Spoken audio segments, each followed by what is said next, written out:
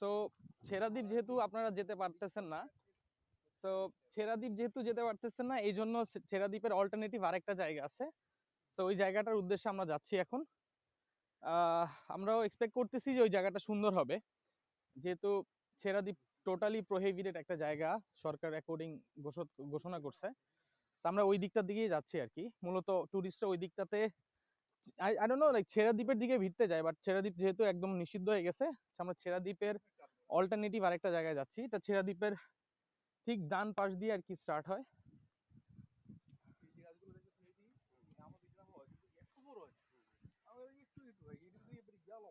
এই সেই বে অফ বেঙ্গল